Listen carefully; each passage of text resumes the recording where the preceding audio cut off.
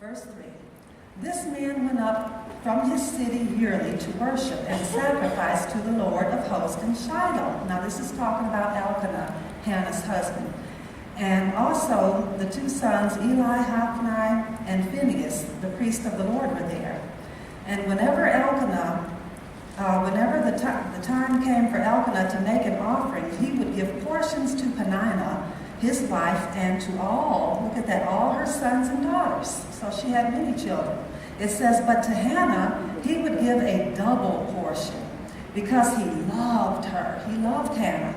Although the Lord, it said the Lord had closed her womb. Isn't that interesting? I bet you he did that for a purpose.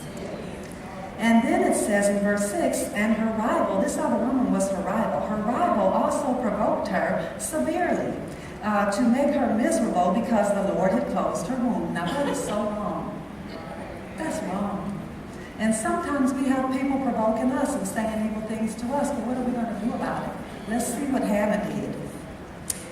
And it says, so it was year by year. Now this happened every year by year, when she went up to the house of the Lord, that she provoked her. Therefore she wept and did not eat. Now Hannah was heart sick. It says that Elkanah, her husband, said to her, I'm at verse 8, Hannah, why do you weep? Why do you not eat? And why is your heart grieved? Am I not better to you than 10 sons?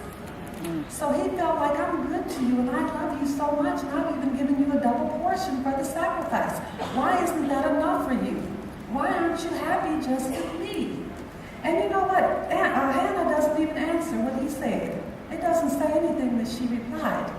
It said, but Hannah rose up. She arose after they had finished eating and drinking in Shiloh. Now Eli the priest was sitting on the seat by the doorpost of the tabernacle of the Lord. And she was in bitterness of soul and prayed to the Lord and wept in anguish. Have you ever prayed to the Lord and just wept in anguish? I know I have many days. It says, and she made a vow and said, O Lord of hosts, if you will indeed look upon the affliction of your maidservant and remember me, and not forget your maidservant, but will give your maidservant a male child, then I will give him to the Lord all the days of his life, and no razor shall come upon his head. And it happened as she continued praying before the Lord, that Eli watched her mouth. Now, first of all, I'm wondering, what in the world was he doing watching her? He should have been praying himself. I don't like anybody watching me pray. I'm a private prayer. I like to get in there, and I don't want anybody looking in and snooping in on me, because I don't know what I might do. I don't know how crazy I might get. So he's watching her mouth. And it says, now Hannah spoke in her heart. Only her lips moved, but her voice was not heard. Therefore, Eli thought she was drunk. Now she was really going before the Lord.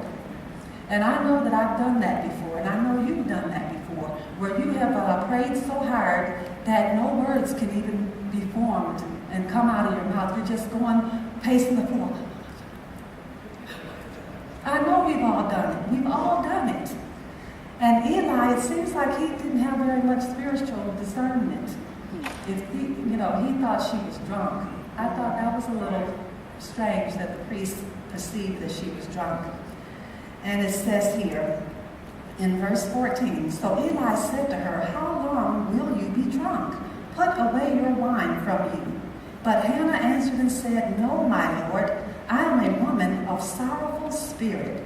I have drunk neither wine nor intoxicating drink, but have poured out my soul before the Lord.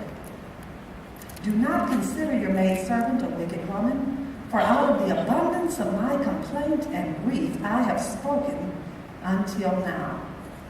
Then Eli answered and said, go in peace, and the God of Israel grant your petition which you have asked of him. And she said, let your maidservant find favor in your sight. So the woman went away